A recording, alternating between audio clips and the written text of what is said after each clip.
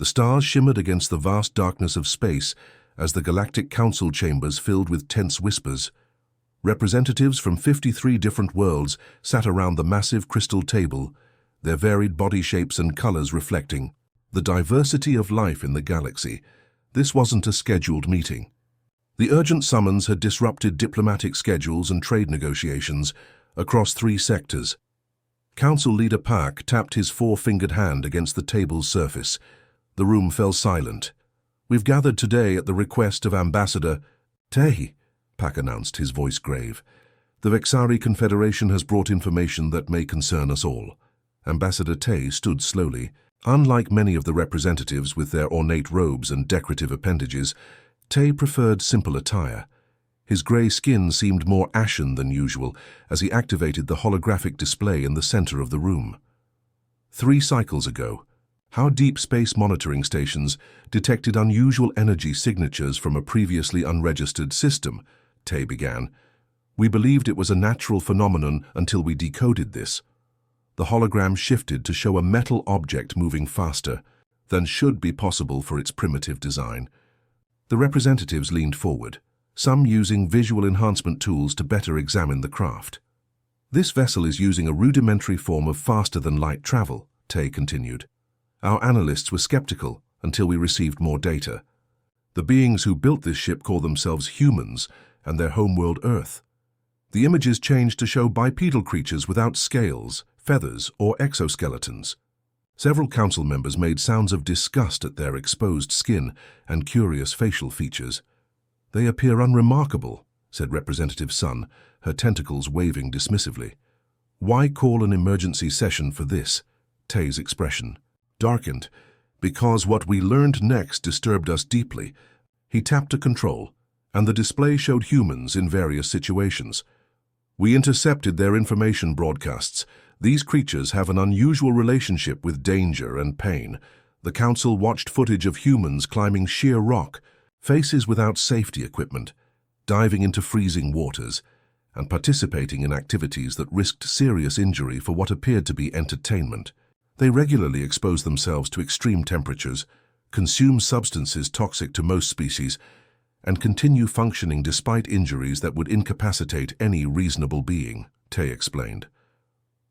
The next images showed humans in various conflicts, not simulations or historical records, but actual footage of their wars. Several representatives turned away from the display. "These broadcasts aren't warnings about their violent past," Tay said quietly. "Many are what humans call entertainment. They celebrate these traits in their culture." Representative Kim, known for her logical approach, spoke up. "Ambassador, while interesting, I fail to see how this primitive species presents any danger to established galactic civilizations. Their technology is centuries behind ours." Tay nodded as if expecting this response. "That was our initial assessment as well. We sent 3 scout ships to observe their planet up close and gather more accurate data." The room grew uncomfortably quiet. "None returned," Tay said. "Our most advanced stealth vessels, completely undetectable by their technology, never reported. Pak, when we sent a long-range probe to investigate, we found debris consistent with our missing ships in their outer solar system." "Are you suggesting these humans destroyed vessels they couldn't possibly detect?" asked Representative Ju skeptically. Tay shook his head. "I'm not suggesting anything. I'm reporting facts. Something happened to those ships near Earth. And these humans are now testing faster-than-light travel. It's only a matter of time before they reach our territories." The hologram changed again, showing a human lifting something many times its body weight, then another surviving in freezing conditions. "That would kill most species in minutes. Their biology is remarkably adaptive," Tay continued. "They evolved on a world with crushing gravity, temperature extremes, and atmospheric toxins that would be lethal to most of us. What we consider survival conditions, they consider normal." Council. Leader Pak stood up, his expression troubled. "What exactly are you proposing, Ambassador?" Tay looked around the room, meeting the eyes, stalks, and sensory organs of each representative. "I'm proposing we establish containment protocols immediately. If humans ever leave their solar system in significant numbers, We need to be prepared. Laughter erupted from several representatives. Containment for primitive beings? Representative Lee said between chuckles. This is absurd. Tay didn't join their amusement. He simply activated one final recording, a transmission from the captain of the last scout ship before communication was lost. Something's locked onto us, said the panicked voice. It's impossible. Their sensors can't... Static interrupted the message, before the captain's final words came through clearly. Please, don't let the humans find us. Don't let the humans invade us. The laughter died away. In its place, a heavy silence fell over the Galactic Council as they contemplated what might be approaching from that distant, unassuming yellow star. Captain Ho stood at the viewport of the harmonious convergence, watching as the blue-green planet grew larger. Earth. After months of debate following Ambassador Tay's warning, the Galactic Council had finally decided that official contact was the most prudent course of action. Better to establish diplomatic relations than risk humans stumbling across their civilizations unprepared. Captain, final approach calculations complete, First Officer Jin reported, her voice strained. Even with the ship's enhanced gravity compensators, the pull of Earth was affecting the crew. The humans have cleared us to land at their designated site. Ho nodded, trying to hide his discomfort. His limbs felt like they were made of stone, and breathing required conscious effort. Status of the diplomatic team. All members are prepared, though Medical Officer Kang suggests limiting surface exposure to 4 hours maximum. 4 hours. The briefings had warned them about Earth's conditions, but experiencing them was different. How did humans live their entire lives under such crushing pressure? The translator implants have been loaded with all Earth languages, Jin continued, and everyone has received their protective gear. The ship descended through wispy white clouds toward a sprawling structure surrounded by smaller craft. Their landing point was a large, flat area marked with flashing lights. A gathering of humans stood at a safe distance. Remember, Ho told his crew as they prepared to disembark. No sudden movements. Their reflexes are much faster than ours in this gravity. The moment the entry ramp touched Earth's surface, Ho felt as if someone had placed a heavy blanket over his entire body. Each step required tremendous effort, even with the exoskeletal supports built into his diplomatic uniform. Behind him, he heard Officer Lee groan slightly. The human delegation approached. Ho noticed they moved with casual ease, some even bouncing slightly with each step. Their body language was different from anything in the diplomatic databases, more exposed, with limbs swinging freely. A human with grey-streaked hair stepped forward. Captain Ho, welcome to Earth. I'm Director Park of the United Earth Diplomatic Corps. We're honored to host the first official contact between our peoples. Ho performed the formal greeting gesture, though it took nearly all his strength. The honor is ours, Director. We bring peaceful greetings from the Galactic Council. As they walked toward the main building, Ho noticed how effortlessly the humans moved while his own team struggled. One young crew member had to be assisted by 2 others. His breathing labored under Earth's heavy atmosphere.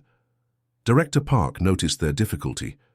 We've prepared a reception area with adjusted gravity and atmospheric composition based on the specifications you sent. Please let us know if it's not comfortable. The modified room was better, though still far from the conditions aboard their ship. Ho's crew visibly relaxed as the crushing weight eased somewhat. We've arranged a diplomatic dinner to celebrate this historic occasion, Director Park said. Our scientists have analyzed your biological requirements and prepared compatible food. Later, seated at the elaborately decorated table, Ho observed the humans with growing fascination. While his team picked cautiously at their specially prepared meals, the humans ate with enthusiasm. A server poured a clear liquid into small glasses in front of the human delegates. This is a traditional Earth beverage for celebrations, Park explained, raising his glass. We call it vodka. Ho watched in alarm as the humans drank the substance in a single motion. His scanner indicated the liquid contained ethanol, a potent neurotoxin to most galactic species. Would you like to try? Some? Park offered. I regret that alcohol is poisonous to our biology, Ho explained politely. Park laughed. It's poisonous to us too. That's part of why we enjoy it. Ho exchanged glances with Jin across the table. The intelligence reports hadn't exaggerated after all. Throughout the meal, Ho noticed other concerning behaviors. Some humans were consuming plants containing capsaicin, a defense chemical so potent it would cause severe tissue damage to most species. They seemed to be enjoying the pain it caused. When the formal dinner transitioned to more casual conversation, Ho decided to test the human's temperament. According to the briefing, humans were emotional and potentially volatile. He approached a human diplomat named Lee.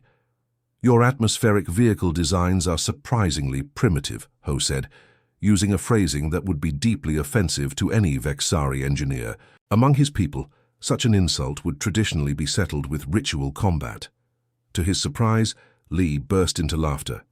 "You're not wrong. Our first space shuttle looked like we strapped rockets to a brick, but hey, it worked. Most of the time." Ho was stunned. Not only had the human not taken offense, he had acknowledged the criticism and made light of it. As the evening progressed, Ho observed the humans closely. They were loud, physically expressive, and seemed completely at ease in their harsh environment. They discussed deadly natural disasters as minor inconveniences. One diplomat casually mentioned surviving a hurricane, describing winds that would tear apart most galactic habitations as a bit scary. When it was time to return to their ship, Ho felt both relief at escaping Earth's crushing gravity and a growing sense of unease. Back aboard the Harmonious Convergence, the diplomatic team gathered for debriefing. They all looked exhausted from just a few hours on the planet. "Captain," Medical Officer Kang said, reviewing the data from their visit, "these humans live their entire lives in conditions that would kill most sentient species in days. Their bodies can process toxins that would be fatal to us, and their social dynamics," he trailed off, shaking his head. Ho stared at the blue planet below them. "The Council was concerned about their potential for violence, but I'm more concerned about their resilience. They don't just survive in extremes, they thrive in them." "What do we report back?" Jin asked. Captain Ho thought for a moment. "Tell the Council that Ambassador Tay's warnings weren't exaggerated. If anything, they were understated. These humans aren't just dangerous because they might be hostile. They're dangerous because what's impossible for us is ordinary for them." As the Harmonious Convergence prepared to depart Earth orbit, Ho couldn't shake a feeling of profound respect mixed with primal fear. The galaxy was about to change, and he wasn't sure if anyone was truly ready for what humanity would bring to it. The Soro refugee ship limped through space, its engines flickering as it desperately tried to maintain power. Inside, Captain Gill gripped the command console, her four eyes blinking rapidly as warning lights flashed across the bridge. "Life support failing in sections 3 through 7, her engineer reported. "We have maybe 2 hours before complete system failure." The ship carried over 300 civilian Soro, scientists, artists, and their families who had fled when the Kroll hegemony invaded their research outpost. For 3 weeks they had been running, their ship never designed for such a journey. "Any response to our distress signals?" Gill asked, already knowing the answer. No one would risk the Kroll's wrath by helping them. Her navigation officer looked up with surprise. "Captain, I'm detecting a system ahead, unregistered in our charts, but there appears to be civilization and technology. How far? We can reach it before life support fails, but just barely." Gill didn't hesitate. "Set course immediately." As they approached the yellow star, they detected artificial satellites and signals indicating intelligent life. Their long-range scanners showed a blue-green planet, teeming with activity, and a smaller red planet with scattered settlements. "Captain," the communications officer called out, "we're receiving a transmission in Galactic Standard." A human face appeared on their view screen, speaking calmly. "Unidentified vessel. This is Earth Space Traffic Control. You've entered restricted space. Please identify yourself and state your purpose." Gill explained their situation, expecting to be turned away like everywhere else. Instead, the human's expression changed to one of concern. "We're dispatching rescue. Ships immediately. Can you reach our Mars orbit? It's closer to your position." Within hours, human vessels surrounded the failing Soro ship.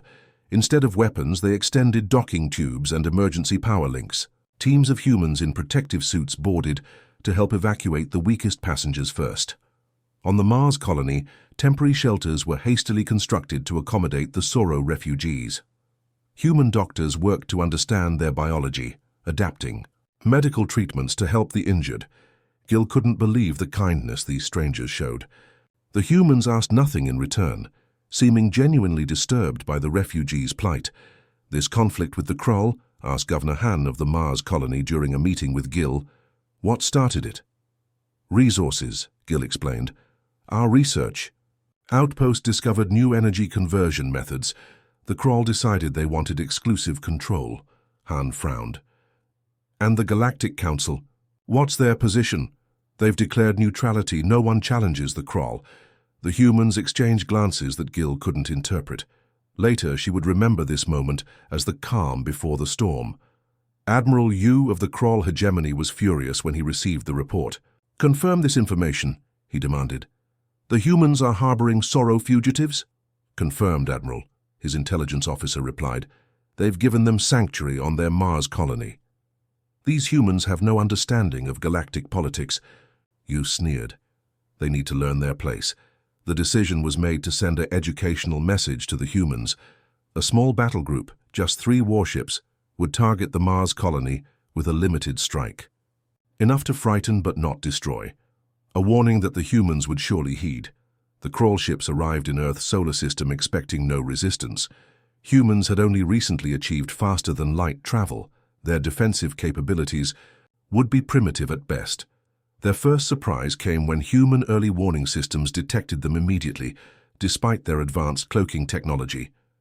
The second surprise was the response. Instead of panic or diplomatic pleas, a calm voice transmitted, "Krull vessels, you have entered Earth-controlled space unauthorized. Power down weapons and identify yourselves, or we will consider this an act of war." Admiral Yu laughed at the audacity. "Begin the demonstration," he ordered. The Krull ships fired precision weapons at the Mars colony's outlying structures, uninhabited areas chosen to minimize casualties while maximizing visual impact. The explosions were visible from orbit, precisely calculated to instill fear. "Transmit to the humans," Yu commanded. "Explain that this is the consequence of interfering in matters beyond their understanding. Tell them to surrender the Soro refugees immediately." What happened next would be studied in military academies across the galaxy for generations. The humans didn't respond with words. Within minutes, ships launched from both Earth and Mars, vessels that looked nothing like traditional warships. Some were clearly retrofitted mining craft. Others appeared to be transport ships with hastily mounted weapons. "They're sending civilian ships against us?" Yu was incredulous. "Scan them. They can't possibly have weapons capable of penetrating our shields." Before the scans completed, the first wave of human ships did something unexpected. They rammed the Krull vessels at full speed. "Shields holding," reported the weapons officer, "but power fluctuations detected. These impacts are precisely targeted at our shield generators." More human ships appeared, launching not energy weapons but physical projectiles, simple metal slugs accelerated to incredible speeds. The kinetic force hammered the Krull shields from multiple angles simultaneously. "Impossible," Yu muttered as alarms blared. "Their technology is too primitive to—" "Admiral, they've breached the Resolute's shields. The smallest Krull ship." The Resolute reported humans boarding through the breach. What followed was confusing. The boarding team wasn't attempting to capture the ship, but instead seemed focused on accessing its computer systems. "They're downloading our tactical data," came the panicked report seconds before communication with the Resolute cut off completely.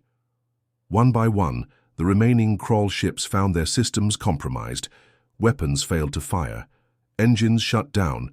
Unexpectedly, shield frequencies shifted randomly, creating momentary gaps that human ships exploited with surgical precision. Within 6 hours, the entire Krull battle group had been neutralized. Not destroyed. The humans had specifically avoided killing when possible, but completely disabled and under human control. The Galactic Council chamber was silent as they watched the recorded footage. Representatives from 43 worlds sat in stunned disbelief as they witnessed a technologically inferior species systematically dismantle ships from one of the galaxy's most feared military powers. "How?" asked Councillor Pack finally. The Kroll battle technology is centuries beyond human capability. Ambassador Tay, who had warned them about humanity years earlier, cleared his throat. It appears the humans adapted mining equipment to disable rather than destroy. They used their knowledge of working in hostile environments to turn the Kroll's own technology against them. But the boarding tactics, another counselor protested. The Kroll personal shields should have prevented. The humans sent teams, wearing what appeared to be standard work suits. Tay interrupted. No fancy technology, just humans who trained to function in conditions we find unbearable. The council fell silent again as they considered the implications.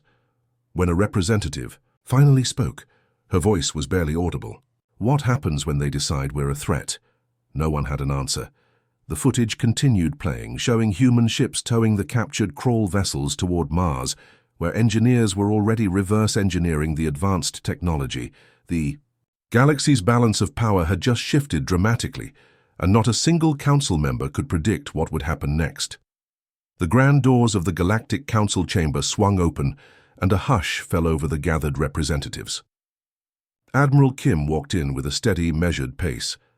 Unlike the elaborate robes and ceremonial armor worn by most species at formal council proceedings, she wore a simple navy blue uniform with minimal decorations. 2 human security officers flanked her, their faces impassive. The council chamber itself was an architectural marvel, a vast dome with walls that shifted colors to accommodate the visual preferences of different species. The central floor held the massive circular table where representatives from the 53 member worlds sat according to seniority. Above them, observation platforms held hundreds of diplomatic staff, journalists and security personnel. Council. Leader Pak stood, his forearms extended in the traditional greeting. Admiral Kim, the Council acknowledges Earth's request for this emergency session. We understand you wish to address the recent incident involving the Kroll hegemony. Admiral Kim nodded curtly. She was not tall by human standards, but something in her posture commanded attention. Those who had read her military record knew she had been among the first responders during the Mars attack, personally leading the boarding party that captured the Kroll flagship. "Thank you for granting this audience," she said, her voice carrying throughout the chamber without the need for artificial amplification. "I come representing the unified governments of Earth and all human colonies." She paused, surveying the room.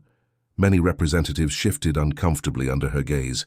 3 standard weeks ago, Kroll warships entered our solar system and attacked our Mars colony without provocation or declaration of war. This attack resulted in the deaths of 42 civilians, including 8 children. Images appeared above. The council table, photographs of destroyed habitats, emergency medical stations, and covered bodies being carried through the red Martian dust. Our response was measured and proportionate, Kim continued. We disabled their ships and captured their crews, with minimal casualties on their side. Representative Jun of the Commerce Worlds leaned forward. Admiral, while regrettable, the Kroll action was hardly unprovoked. You interfered in a long-standing conflict by harboring Soro refugees. Kim turned to face him directly. We offered humanitarian aid to civilian refugees fleeing genocide. Is providing medical care to children now considered an act of war in this council? Before Jun could respond, Representative Lee of the Botanical Confederation spoke up. Admiral Kim, please understand our position. The Kroll hegemony has been a destabilizing force for centuries, but open confrontation has always been avoided. Your people should consider yourselves fortunate to have survived their attention with such minimal losses. A murmur of agreement rippled through the chamber. Several representatives nodded, clearly relieved that someone had finally stated what many were thinking. The corner of Kim's mouth twitched slightly. Fortunate, she repeated, the word hanging in the air. You believe we should be grateful that an advanced species only killed 42 of our people? That's not what Representative Lee meant, Council Leader Pak interjected quickly. But you must understand humans are very new to interstellar affairs. The established protocols, I understand perfectly, Kim interrupted. I understand that, for centuries, this council has allowed the Kroll to bully, intimidate, and occasionally massacre those weaker than themselves, because confronting them was inconvenient. She placed a small device on the table. It was unremarkable, a simple metal cylinder no larger than her palm. I am here to deliver Earth's position, not to request the Council's approval. The Crawl leadership will stand trial for war crimes, either in a galactic tribunal or in human courts. Those are the only options. Representative Cho of the Crawl hegemony stood abruptly, his ceremonial armor clattering. This is outrageous. You primitive creatures dare to threaten us? The incident on Mars was merely a warning. The full might of the Crawl fleet will reduce your entire system to ash if you continue this foolishness. Admiral Kim didn't even look at him. The Crawl fleet no longer exists as you knew it, Representative Cho. The chamber erupted in confused chatter. Council Leader Pak banged his ceremonial staff for order. Explain yourself, Admiral, he demanded. In the 3 weeks since the attack, we've reverse-engineered the technology from the captured Crawl ships. We now possess countermeasures against all known galactic weapons systems. Representative Cho laughed derisively. Impossible! Our technology is centuries beyond your comprehension. Kim finally turned to face him. Your technology is impressive but predictable. You've relied on the same basic principles for too long, making only incremental improvements. You stopped innovating because you had no worthy adversaries. She tapped the cylinder on the table. Would you like a demonstration? Before anyone could respond, every energy shield in the chamber, personal protection devices, diplomatic security barriers, even the Council's main defensive dome, simultaneously deactivated. Warning lights flashed as security systems across the chamber registered complete failure. For exactly 5 seconds, the most protected gathering in the galaxy sat completely vulnerable. Then, as suddenly as they had failed, all systems reactivated. The silence that followed was absolute. That was a temporary localized effect, Kim said calmly. We can now produce it at range across entire star systems. She picked up the cylinder and pocketed it. We have established outposts throughout what you consider secure galactic territory. Your sensors cannot detect them. Your ships cannot track them. They were in place before you even knew we had achieved faster-than-light travel. Admiral Kim stepped back from the table. Humanity does not want war. We want justice. You have 30 Earth days to establish a tribunal for the Crawl leadership responsible for the Mars attack. If you fail to act, we will. As she turned to me, Leave, Representative Son of the Elder Worlds, found her voice. Admiral, what happens if we refuse your demands? Kim paused at the doorway. Then you'll discover that Mars was not a demonstration of our full capabilities, but merely our restraint. The doors closed behind her with a soft click that somehow seemed louder than a thunderclap. In her wake, the Council representatives looked at each other with new understanding. The galaxy's comfortable power balance had just been irrevocably altered by creatures who, until recently, they had considered primitive curiosities. Outside in the corridor, one of Kim's security officers whispered, "Do you think they'll comply?" "Admiral?" She continued walking, her expression unchanged.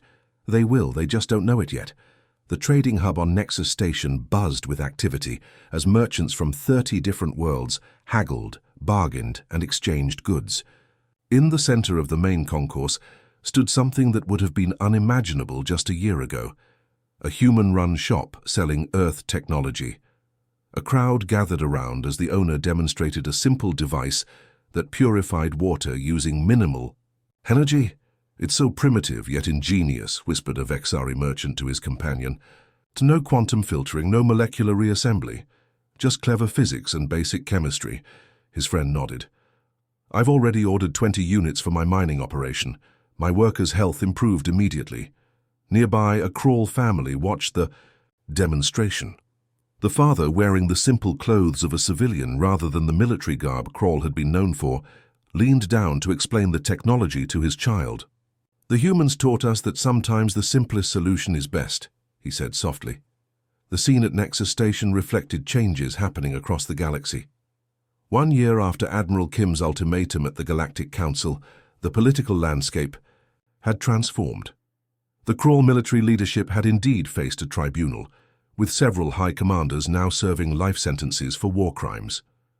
The hegemony had been reformed under civilian rule, its massive military budget redirected to infrastructure and public services. But the most profound changes came from unexpected quarters, human innovations, technologies often considered too simple or crude by galactic standards, were revolutionizing daily life. Their habit of finding creative solutions to problems rather than relying on brute computational power had introduced approaches no one had considered before. In the luxurious offices of the Interstellar Commerce Commission, Director Jin reviewed the latest economic reports with growing amazement. "Trade volume up another 20% this quarter," she told her assistant. "Human merchant ships are now operating in all 53 member systems." "It's their adaptability," her assistant replied. "They modify their ships and trading practices to match each culture they encounter. The Aquatic Confederacy reports humans have developed underwater trading posts rather than forcing the aquatics to use surface facilities." Jin nodded. "And they take risks no one else would consider. Opening trade routes through the Scarlet Nebula saved months of travel time, even though everyone said the radiation would make it impossible." She paused, looking out her viewport at the busy shipping lanes. Of course, not everyone is pleased with these changes. Throughout the galactic community, a phrase had emerged, first as a dark joke among military circles, then spreading into common usage. "Please, don't let the humans invade us." For some, it reflected genuine fear of humanity's growing influence. For others, it was an ironic acknowledgement of how quickly humans had established themselves in galactic affairs. But beneath the humor lay an uncomfortable truth. The species that had been dismissed as primitive just years ago now held substantial power. The emergency alarm echoed through the Galactic Council headquarters, its distinctive tone indicating the highest level of crisis. Representatives hurried to the chamber, security details scanning for threats as they entered. Council Leader Pak called the session to order, his normally composed face showing signs of strain. "We have received disturbing reports from the observation posts near the galactic core," he began without preamble. "An unknown force has emerged and destroyed 3 outposts already." The chamber's display activated, showing grainy footage of strange ships with biological components. The vessels moved in patterns no AI could predict, seeming to phase in and out of normal space. "We've attempted communication," Park continued. "The only response was this." The display shifted to show a series of mathematical symbols that resolved into a simple message: "Submit or perish. Resources will be harvested. Resistance is inefficient." Representative Song of the Science Directorate stood. "Analysis indicates a hive consciousness controlling living ships. They appear to consume raw materials, including inhabited planets, to reproduce." The chamber erupted into panicked discussion.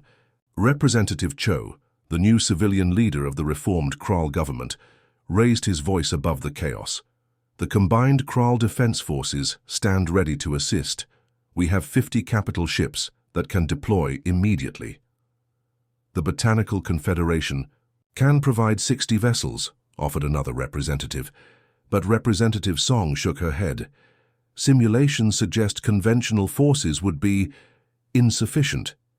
These entities appear to adapt rapidly to any weapon used against them." A heavy silence fell over the chamber as the implications became clear.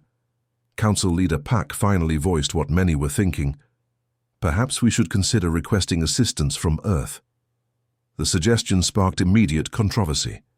Representative Lee stood in opposition. "Have we become so dependent on humans already? Their influence grows daily. If we invite their military into the heart of galactic civilization, will they ever leave?" "Better their protection than extinction," countered Representative Ju. As the debate intensified, Ambassador Tay, now elderly but still serving as the Vexari representative, slowly rose from his seat. Though age had bent his frame, his voice remained clear and commanding. The chamber fell silent out of respect for the one who had first warned them about humans. "I remember standing in this very spot years ago, showing you footage of strange creatures from an unremarkable yellow star," Tay began. "I warned you then about their potential danger, their resilience, their comfort with violence. I feared what they might do if they reached our worlds." He paused, looking around the chamber. "I was both right and wrong. Humans are dangerous, but not in the way I expected. Their danger lies not in malice, but in how quickly they change everything they touch. They solve problems we've debated for centuries. They take risks we would never consider. They unite when threatened instead of fragmenting, like we do now. Tay gestured toward the display showing the alien ships approaching. We feared humans would destroy us. Perhaps we should fear more what would happen without them. The chamber remained silent as his words sank in. Finally, Council Leader Pak spoke. I propose an immediate diplomatic mission to Earth to request their assistance with this threat. As representatives voted overwhelmingly in favor, across the galaxy, human outposts were already tracking the unknown vessels. In shipyards on Mars, Earth, and a dozen new colonies, engineers were designing weapons based on the limited data available. Scientists were developing theories about the invaders' biology and potential weaknesses. And on the bridge of the Earth Defense Force flagship Resilient, Admiral Kim studied the incoming reports with her senior staff. Thoughts? She asked her team. They adapt quickly, but so do we, said her tactical officer, and we have something they don't. What's that? Asked a young lieutenant. The officer smiled grimly. We've been preparing for first contact to go wrong since before we left Earth. We've spent our entire history imagining how to fight threats exactly like this one. Admiral Kim nodded. Draft a response to the Council. Tell them we've been monitoring the situation and are prepared to assist, and begin moving our deep space fleet toward the galactic core. As her orders were carried out, Kim looked at the star map showing the approaching threat. Unlike the Council representatives, she felt no fear, only focused determination. Humanity had spent millennia telling stories about invaders from space. Now, in an ironic twist of fate, they would be the defenders against such an invasion. Across the galaxy, news spread that humans were mobilizing. In countless homes, workplaces, and gathering spots on dozens of worlds, people repeated the phrase that had once been a joke with new meaning. Thank the stars, the humans are coming.